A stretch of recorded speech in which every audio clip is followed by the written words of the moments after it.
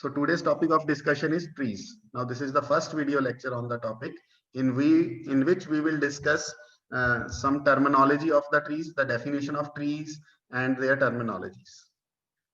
So firstly, the definition of a tree. A graph G is called a tree if G is connected and G has no cycles.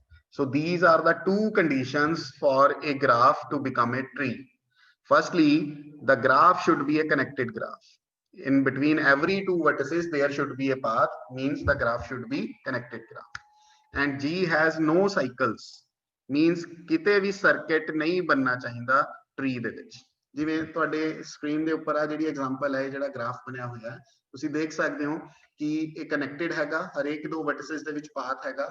ਅਗਰ ਮੈਂ A ਤੋਂ F ਤੱਕ ਜਾਣਾ ਚਾਹਾਂ ਜਾ ਸਕਦਾ, B ਤੋਂ F ਤੱਕ ਜਾਣਾ ਚਾਹਾਂ ਜਾ ਸਕਦਾ, B to A to C, then C to F। ਤਾਂ ਹਰੇਕ ਦੋ ਵਰਟਿਸਿਸ ਦੇ ਵਿੱਚ ਪਾਥ ਹੈਗਾ, therefore it is a connected graph। and this graph has no cycles। ਕਿਤੇ ਵੀ ਤੁਸੀਂ ਦੇਖ ਸਕਦੇ ਹੋ closed path ਨਹੀਂ ਬਣ ਸਕਦਾ। ਜਿਵੇਂ ਤੁਸੀਂ D ਤੋਂ ਸਟਾਰਟ ਕੀਤਾ, D ਤੋਂ B ਚਲੇ ਗਏ, B ਤੋਂ E, ਵਾਪਸ D ਤੇ ਆ ਹੀ ਨਹੀਂ ਸਕਦੇ। So there is no closed path in this tree, that means no cycles in this graph, therefore this graph is a tree। if we draw edge DE also, then it is not a tree। ਇਹ ਦੇਖੋ ਜੇ ਆਪਾਂ ਆ DE edge draw ਕਰ ਦਿੱਤੀ, ਤੁਸੀਂ observe ਕੀਤਾ ਆ DE edge draw ਹੋ ਗਈ ਹੁਣ ਇਹਦੇ ਵਿੱਚ, ਤਾਂ DE edge ਜਦੋਂ draw ਹੋਈ ਤਾਂ ਇਹ ਗ੍ਰਾਫ ਜਿਹੜਾ ਹੈਗਾ ਇਹ ਟਰੀ ਨਹੀਂ ਰਹੇਗਾ, ਕਿਉਂਕਿ ਹੁਣ ਸਾਈਕਲ ਕ੍ਰੀਏਟ ਹੋ ਗਿਆ। ਦੇਖ ਸਕਦੇ ਹੋ ਗ੍ਰਾਫ 'ਚ BDE ਇੱਕ ਸਾਈਕਲ ਹੈ, B ਤੋਂ D ਗਏ, D ਤੋਂ E, ਫਿਰ E ਤੋਂ B ਆ ਗਏ। So this is a cycle, therefore this graph is not a tree। और DE ਛੱਡ ਦੋ, ਚਲੋ ਜੇ ਅਸੀਂ CF ਨੂੰ ਰਿਮੂਵ ਕਰ ਦਈਏ, ਆ ਦੇਖੋ CF ਵੀ ਰਿਮੂਵ ਕਰਤਾ ਹੁਣ ਮੈਨੇ, ਹੁਣ ਇਹ ਟਰੀ ਨਹੀਂ ਹੈਗਾ। ਹੁਣ ਸਾਈਕਲ ਤਾਂ ਹੈ ਨਹੀਂ ਇਹਦੇ ਵਿੱਚ, ਸਾਈਕਲ ਜਿਹੜਾ ਸੀ ਚਲੋ ਡ੍ਰੌਪ ਕਰਵਾਤਾ ਮੈਂ ਤੁਹਾਨੂੰ, ਸਾਈਕਲ ਹੈ ਨਹੀਂ, ਬਟ ਹੁਣ ਕਿਹੜੀ ਕੰਡੀਸ਼ਨ ਵਾਇਲੇਟ ਹੋ ਗਈ? ਕਨੈਕਟਡ ਵਾਲੀ। F ਵਰਟੈਕਸ ਦਾ ਕਨੈਕਸ਼ਨ ਟੁੱਟ ਗਿਆ ਬਾਕੀ ਸਾਰਿਆਂ ਨਾਲੋਂ, ਤਾਂ it means it is not a tree as the graph now becomes disconnected। So tree ਦੇ ਵਿੱਚ ਇਹ ਦੋਵੇਂ ਚੀਜ਼ਾਂ ਦਾ ਹੋਣਾ ਜ਼ਰੂਰੀ ਹੈ। ਸਮਝ ਆ ਗਈ ਮੇਰੀ ਗੱਲ ਬੇਟਾ ਸਾਰਿਆਂ ਨੂੰ? Now the terminology used in tree, node or vertex। same node is a point in the graph, the vertex, or you can say the vertex of the graph। in trees we can say node is key component of tree which stores information and can have one or more links for connecting to other nodes। ਇਸ graph ਨੂੰ ਅਗਰ ਅਸੀਂ tree ਦੀ ਜਿਹੜਾ concept ਹੈਗਾ, ਇਸ ਨੂੰ ਅਗਰ ਅਸੀਂ ਕੰਪਿਊਟਰ ਦੇ ਨਾਲ ਰਿਲੇਟ ਕਰੀਏ, then A B C D E F ਜਿਹੜੀ ਇਹ ਡਾਇਗਰਾਮ ਤੁਹਾਨੂੰ ਨਜ਼ਰ ਆ ਰਹੀ ਹੈ, ਇਸ ਦੇ ਵਿੱਚ ਅਸੀਂ ਇਹ ਮੰਨਦੇ ਹਾਂ ਕਿ A ਪੁਆਇੰਟ ਤੇ ਕੁਝ ਇਨਫੋਰਮੇਸ਼ਨ ਸਟੋਰ ਹੋਈ, then ਫਿਰ ਉਹ ਇਨਫੋਰਮੇਸ਼ਨ ਡਿਸਟ੍ਰੀਬਿਊਟ ਹੋਈ B ਪੁਆਇੰਟ ਨੂੰ, ਫਿਰ C ਪੁਆਇੰਟ ਨੂੰ, B ਨੇ ਅੱਗੇ ਉਹਨੂੰ ਡਿਸਟ੍ਰੀਬਿਊਟ ਕੀਤਾ D ਤੇ E ਨੂੰ, C ਨੇ ਅੱਗੇ ਉਹਨੂੰ ਡਿਸਟ੍ਰੀਬਿਊਟ ਕੀਤਾ F। ਸੋ ਨੋਡ ਜਿਹੜਾ ਹੈ, it is called that component of the tree which stores information। A ਕੋਲ ਕੋਈ ਇਨਫੋਰਮੇਸ਼ਨ ਹੈ, ਫਿਰ ਅੱਗੇ ਦੀ ਅੱਗੇ ਉਹ ਜਿਨ੍ਹਾਂ ਨੂੰ ਡਿਲੀਵਰ ਕਰਦਾ ਪਿਆ, ਤਾਂ ਉਹ ਅੱਗੇ ਫਰਦਰ ਉਹਨਾਂ ਨੋਡਸ ਨਾਲ ਕਨੈਕਟ ਹੁੰਦਾ ਪਿਆ, and can have one or more links for connecting to other nodes। edge, a directed line from one node to other node is called edge, link, arc or branch of a tree। ਜਿਹੜੀਆਂ ਐਜਿਸ ਤੁਸੀਂ ਦੇਖ ਸਕਦੇ ਹੋ ਡਰਾ ਕੀਤੀਆਂ, AB AC BD BE CF, ਇਹ ਜਿਹੜੀਆਂ ਐਜਿਸ ਡਰਾ ਕੀਤੀਆਂ ਡਾਇਰੈਕਟਡ ਲਾਈਨਸ, ਇਹਨਾਂ ਨੂੰ ਅਸੀਂ ਡਾਇਰੈਕਟਡ ਲਾਈਨਸ ਜਿਹੜੀਆਂ ਡਰਾ ਕੀਤੀਆਂ ਇਹਨਾਂ ਨੂੰ ਅਸੀਂ ਐਜਿਸ ਬੋਲ ਸਕਦੇ ਹਾਂ, ਲਿੰਕ ਬੋਲ ਸਕਦੇ ਹਾਂ, ਆਰਕ ਬੋਲ ਸਕਦੇ ਹਾਂ, ਔਰ ਬ੍ਰਾਂਚ ਆਫ ਅ ਟਰੀ ਬੋਲ ਸਕਦੇ ਹਾਂ। in the given figure AB AC, you can see this is AB, this is AC, etc are the links, or you can say edges। root, what is the root of a tree? You can imagine it also as a practical example। root is the starting point of the tree।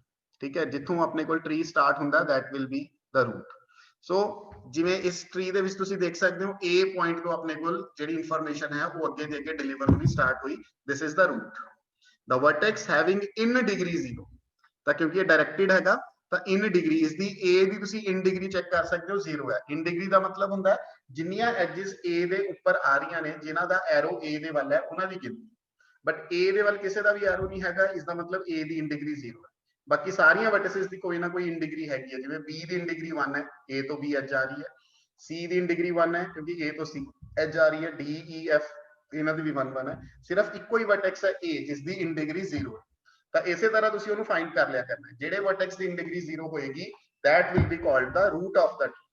in the given figure tree, in the given tree root of the tree is A। This A is the root. Now leaf, a node having no offsprings, out degree equal to 0. Offsprings ਜਿਹੜਾ ਹੈ concept ਇਹ next slide ਦੇ ਵਿੱਚ ਆਏਗੀ ਇਹਦੀ definition.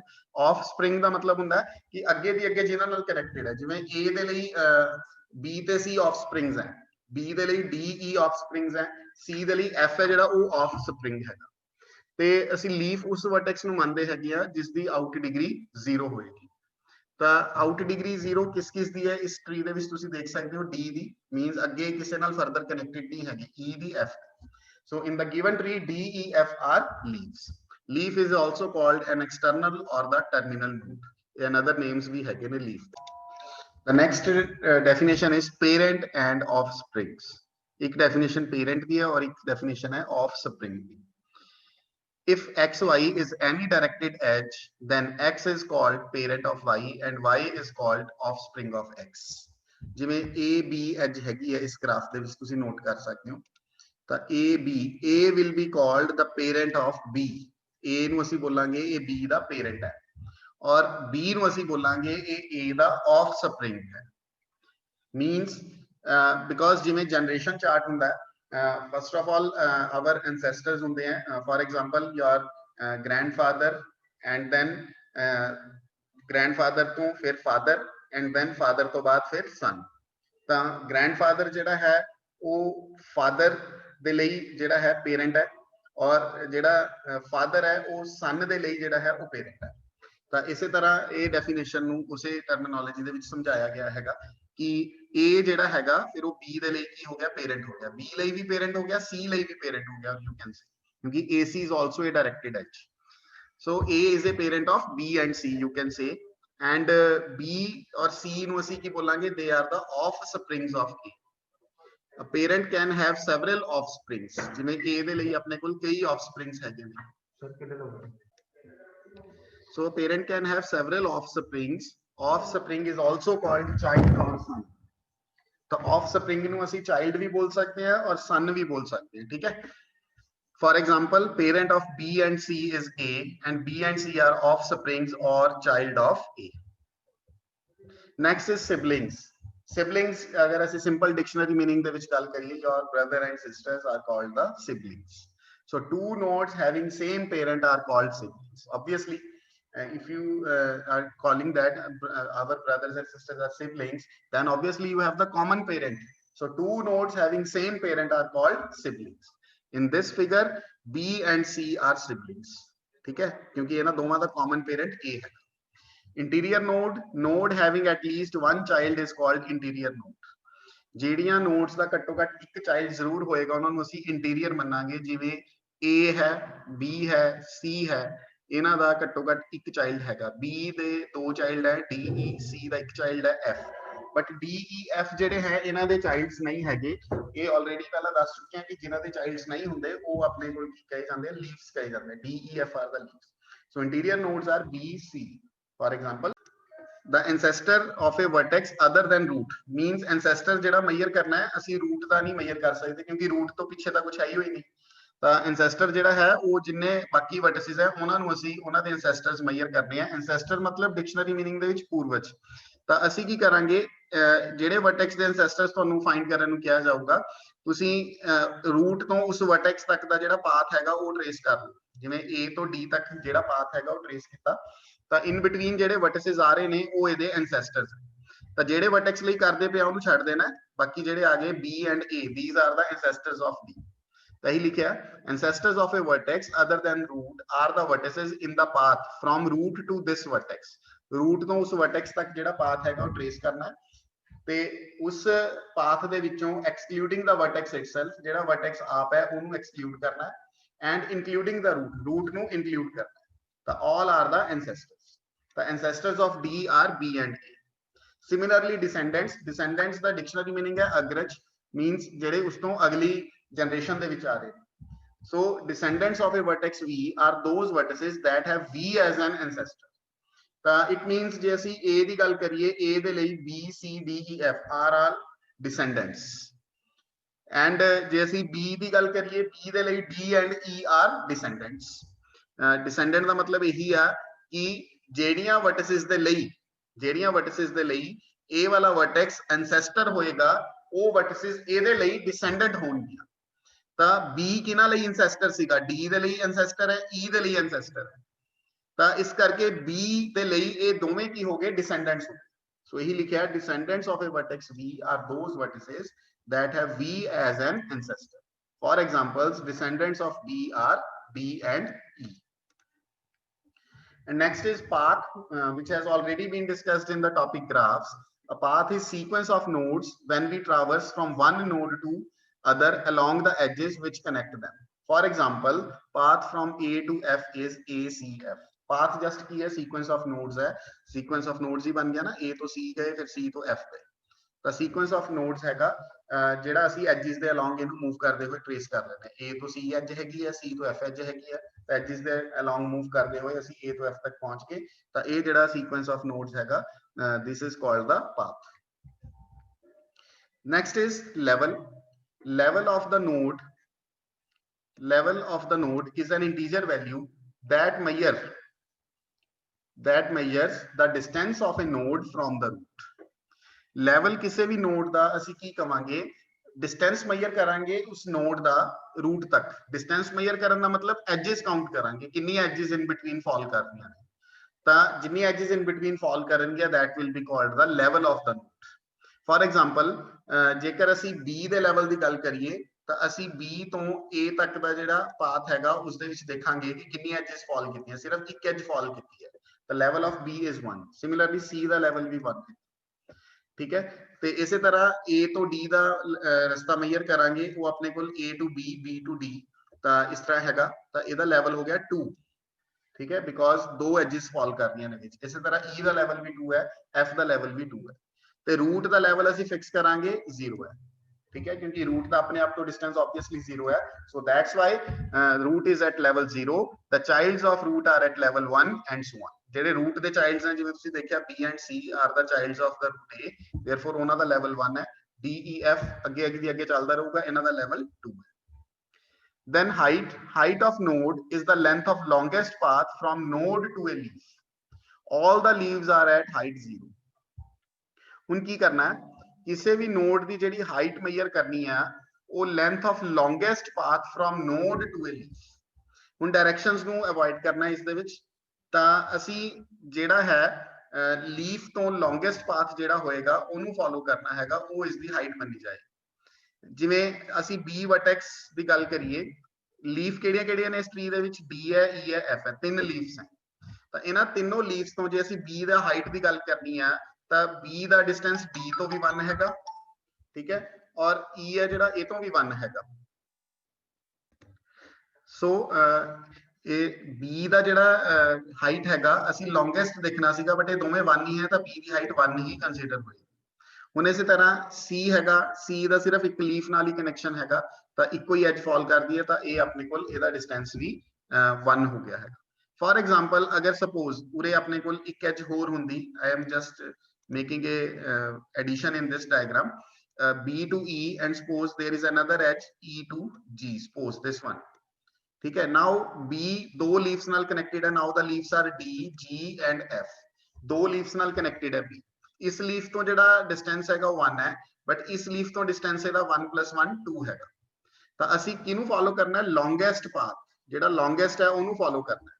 ਤਾਂ ਇਸ ਕਰਕੇ B ਦਾ ਜਿਹੜਾ ਹਾਈਟ ਹੈ ਉਹ ਆਪਣੇ ਕੋਲ ਕਿੰਨਾ ਕੰਸੀਡਰ ਹੋਏਗਾ? 2 ਕੰਸੀਡਰ ਹੋਏਗਾ। So height of node is the length of longest path from node to a leaf. ਕਿਉਂਕਿ ਲੀਫ ਤੋਂ ਕਈ ਲੀਫਸ ਨੇ ਟਰੀ ਦੇ ਵਿੱਚ, ਤਾਂ ਡਿਸਟੈਂਸਿਸ ਅਲੱਗ-ਅਲੱਗ ਤੁਹਾਡੇ ਕੋਲ ਆ ਸਕਦੇ ਆ, ਤਾਂ ਅਸੀਂ ਜਿਹੜਾ ਲੌਂਗੈਸਟ ਡਿਸਟੈਂਸ ਹੈ ਉਹਨੂੰ ਹਾਈਟ ਮੰਨਣਾ ਹੈਗਾ। all the leaves are at height 0. leaves ਦੀ ਆਪਣੀ ਹਾਈਟ 0 ਹੀ ਕੰਸੀਡਰ ਹੋਏਗੀ ਕਿਉਂਕਿ ਆਪਣੇ ਆਪ ਤੋਂ ਡਿਸਟੈਂਸ 0 ਹੋ ਗਿਆ। height of root is the height of the tree. obviously ਜਿਹੜੀ रूट ਦੀ ਹਾਈਟ ਹੈ ਉਹ ਟਰੀ ਦੀ ਹਾਈਟ ਮੰਨੀ ਜਾਏਗੀ। ਹੁਣ रूट ਦੀ ਹਾਈਟ ਕੈਲਕੂਲੇਟ ਕਰਦੇ ਆ, ਜਿਹੜੀ ਇਹ ਐਡੀਸ਼ਨ ਕੀਤੀ ਹੈ ਇਸੇ ਡਾਇਗਰਾਮ ਵਿੱਚ, ਜਿਹੜੀ ਇਹ ਐਡੀਸ਼ਨ ਕੀਤੀ ਹੈ ਇਸੇ ਡਾਇਗਰਾਮ ਦੇ ਵਿੱਚ ਅਸੀਂ रूट ਦੀ ਜਿਹੜੀ ਹਾਈਟ ਹੈ ਉਹ ਕੈਲਕੂਲੇਟ ਕਰਨ ਦੀ ਕੋਸ਼ਿਸ਼ ਕਰਦੇ ਹਾਂ, ਕਿੰਨੀ ਆਏਗੀ ਦੇਖੋ।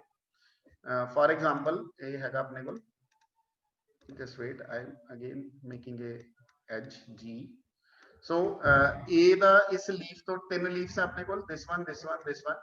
ਇਸ ਲੀਫ ਤੋਂ ਡਿਸਟੈਂਸ ਹੈਗਾ 2, ਇਸ ਲੀਫ ਤੋਂ ਡਿਸਟੈਂਸ ਹੈਗਾ 3, G ਵਾਲੀ ਲੀਫ ਤੋਂ ਡਿਸਟੈਂਸ ਹੈਗਾ 3 ਔਰ F ਵਾਲੀ ਲੀਫ ਤੋਂ 2। The longest key is 3. This is the height of the root, and this is also the height of the tree. In given tree, height of DEF is 0, height of BC is 1, and height of A is 2. ਜਿਹੜਾ ਬਿਨਾ ਅਸੀਂ ਇਸ ਤੋਂ ਬਣਾਇਆ ਤਾਂ ਹੁਣ A the height ਜਿਹੜੀ ਹੈ ਉਹ 2 ਮੰਨੀ ਜਾਏਗੀ because leaf ਤੋਂ distance 2 रहेगा. The depth of node is the length of path from node to the root of tree. ਜਿਹੜੀ node ਦੀ depth ਹੈ ਉਹ node ਤੋਂ root ਤੱਕ ਦਾ ਜਿਹੜਾ length ਹੈ ਉਸ ਦੀ ਉਸ path ਦੀ ਜਿਹੜੀ length ਹੈ that will be called the depth. And root has depth 0.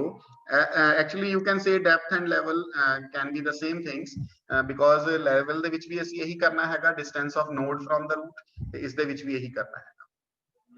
Rooted rooted tree is a directed tree which contains a unique vertex R such that in degree of R is 0. ਉਸ tree ਨੂੰ ਅਸੀਂ rooted tree ਕਹਾਂਗੇ ਜਿਸ ਦੇ ਵਿੱਚ ਇੱਕ vertex ਇਹੋ ਜਿਹੀ ਹੋਏਗੀ ਜਿਸ ਦੀ in degree 0. ਤਾਂ in degree ਜਿਸ vertex ਦੀ 0 ਹੁੰਦੀ ਹੈ ਉਸ ਨੂੰ ਅਸੀਂ root ਬੋਲਦੇ ਹਾਂ. ठीक है, तो rooted tree वही हो गया जैसे जेडे ट्री को रूट हैगी है and every other vertex has in degree 1 ਤੇ ਹਰੇਕ vertex ਜਿਹੜੇ ਬਾਕੀ ਨੇ ਉਹਨਾਂ ਦੀ in degree ਜਿਹੜੀ ਹੈਗੀ ਆ ਉਹ 1 ਹੋਈ. ਠੀਕ ਹੈ, ਇੱਕ ਤੋਂ ਜ਼ਿਆਦਾ in degree ਕਿਸੇ ਵੀ vertex ਦੀ ਨਹੀਂ ਹੋ ਸਕਦੀ. ਤੁਸੀਂ ਦੇਖ ਸਕਦੇ ਹੋ ਜਿਹੜੇ given ਹੈ. So the vertex R is called the root of the rooted tree. ਜਿਹੜੀ ਇਹ diagram ਹੈ ਇਸ ਦੇ ਵਿੱਚ rooted tree ਹੈਗਾ ਇਹ ਔਰ R is the ਜਿਹੜੀ R vertex ਹੈਗੀ ਆ इस ट्री की जी A वर्टेक्स हैगी है वो R है मतलब A रूट है. So next definition is sub tree. तो ऑब्वियसली जिस तरह से ग्राफ्स दे विच सब ग्राफ्स पढ़े सी उवे ट्रीज दे विच सब ट्रीज है. If A is any vertex in a tree, the sub tree with A as its root is the sub graph of the tree consisting of A and its descendants are all edges incident to these descendants. The sub tree की है, suppose तुसी कोई vertex select कर ली, मतलब ਤੁਸੀਂ ਜੇ ਮੰਨ ਲਓ A vertex ਇਹੀ ਵਾਲੀ ਸਿਲੈਕਟ ਕਰ ਲਈ ਚਲੋ ਤੇ ਅਸੀਂ ਸਿਰਫ ਅਨਕ ਪੋਰਸ਼ਨ ਲੈ ਲੈਂਦੇ ਆ ਇਸ ਦੇ ਵਿੱਚੋਂ ਅਨਕ ਤਾਂ A ਕਿਉਂਕਿ ਆ ਦੋ ਐਜਸ ਅਵੋਇਡ ਕਰਤੀਆਂ C A to C ਔਰ C to F ਇਹ ਦੋ ਐਜਸ ਅਵੋਇਡ ਕਰਤੀਆਂ ਵਰਟਿਸਿਸ ਵੀ ਅਵੋਇਡ ਕਰਤੀਆਂ ਤਾਂ A ਇਸ ਦਾ ਕੀ ਹੋ ਗਿਆ ਸਬ ਟਰੀ ਬਣ ਗਿਆ ਹੈ. If A is any vertex in the tree, the sub tree with A as its root. ਤਾਂ ਜਿੱਥੋਂ ਤੁਸੀਂ ਜਿਹੜੇ ਵਰਟੈਕਸ ਤੋਂ ਤੁਸੀਂ ਸਿਲੈਕਟ ਕਰਨਾ ਚਾਹੁੰਦੇ ਹੋ ਸਟਾਰਟ ਕਰ ਸਕਦੇ ਹੋ. ਜਿਵੇਂ ਮੈਂ A ਤੋਂ ਕੀਤਾ ਇਹ ਗਿਵਨ ਟਰੀ ਦਾ ਵੀ ਰੂਟ ਸੀਗਾ ਤੇ ਹੁਣ ਜਿਹੜਾ ਸਬ ਟਰੀ ਬਣਾਇਆ ਉਹਦਾ ਵੀ ਰੂਟ ਹੋ ਗਿਆ. ਤਾਂ ਜਿਹੜੇ ਵਰਟੈਕਸ ਤੁਸੀਂ ਸਟਾਰਟ ਕਰੋਗੇ ਉਹ ਸਬ ਟਰੀ ਦਾ ਰੂਟ ਬਣ ਜਾਊਗਾ. ਜੇ ਮੈਂ B ਤੋਂ ਸਟਾਰਟ ਕਰੂੰਗਾ ਤਾਂ ਮੈਂ A ਬਣਾ ਸਕਦਾ B ਤੋਂ ਸਪੋਜ਼ ਜੇ ਮੈਂ ਲੈਣਾ ਹੋਵੇ B D E ਤਾਂ B ਇਸ ਸਬ ਟਰੀ ਦਾ ਕੀ ਬਣ ਗਿਆ ਰੂਟ ਬਣ ਗਿਆ. ਜਿਹੜੇ ਵਰਟੈਕਸ ਤੋਂ ਤੁਸੀਂ ਸਟਾਰਟ ਕਰਨਾ it will be a root. The subtree with A as its root is the subgraph of tree consisting of A and its descendants. A ਨੂੰ ਕੰਸਿਸਟ ਕਰੇਗਾ ਤੇ A ਦੇ ਡਿਸੈਂਡੈਂਟਸ ਨੂੰ ਕੰਸਿਸਟ ਕਰੇਗਾ. ਡਿਸੈਂਡੈਂਟ ਆਈ ਹੋ ਗਏ ਨਾ A ਦੇ ਡਿਸੈਂਡੈਂਟ ਕੌਣ ਹੈ B C D E F. ਸਾਰੇ ਨਹੀਂ ਕਹਿ ਰਹੇ ਕੁਝ ਡਿਸੈਂਡੈਂਟਸ ਜਿਵੇਂ ਅਸੀਂ ਜਦੋਂ ਅਨਕ ਪੋਰਸ਼ਨ ਲਿੱਤਾ ਤਾਂ ਕਿਹੜੇ ਡਿਸੈਂਡੈਂਟਸ ਲੈ ਲਏ B D E ਲੈ ਲਏ C F ਨਹੀਂ ਲਿੱਤੇ. And its descendants and all edges incident to these descendants. ਕੋਈ ਐਂਡ ਹੈਗਾ and all edges incident to these descendants. ਤੇ ਸਾਰੀਆਂ ਉਹ ਵਾਲੀਆਂ ਐਜਸ ਜਿਹੜੀਆਂ ਇਹਨਾਂ ਡਿਸੈਂਡੈਂਟਸ ਦੇ ਨਾਲ ਇਨਸੀਡੈਂਟ ਹੈ. ਜਿਹੜੇ ਡਿਸੈਂਡੈਂਟਸ ਤੁਸੀਂ ਸਿਲੈਕਟ ਕਰੋਗੇ ਉਹਦੀਆਂ ਫਿਰ ਸਾਰੀਆਂ ਐਜਸ ਲੈਣੀਆਂ ਪੈਣਗੀਆਂ ਨਹੀਂ ਤਾਂ ਫਿਰ ਇਹ ਟਰੀ ਨਹੀਂ ਰਹਿਣਾ ਹੈਗਾ ਡਿਸਕਨੈਕਟ ਹੋ ਜਾਊਗਾ. ਤੇ ਫਿਰ ਹੈਗਾ forest. A forest is an undirected graph whose components are all trees. ਤਾਂ ਫੋਰੈਸਟ ਇੱਕ ਇਹੋ ਜਿਹਾ ਅਨਡਾਇਰੈਕਟਡ ਗ੍ਰਾਫ ਹੈ ਜਿਸ ਦੇ ਵਿੱਚ ਅਲੱਗ-ਅਲੱਗ ਆਪਣੇ ਕੋਲ ਟਰੀਜ਼ ਹੋਣਗੇ. ਤਾਂ ਨਾਰਮਲੀ ਜੇ ਆਪਾਂ ਦੇਖੀਏ ਪ੍ਰੈਕਟੀਕਲ ਵੇ ਦੇ ਨਾਲ ਫੋਰੈਸਟ ਉਸੇ ਨੂੰ ਹੀ ਕਹਿੰਦੇ ਕਲੈਕਸ਼ਨ ਆਫ ਟਰੀਜ਼. ਤਾਂ simply it is a collection of trees.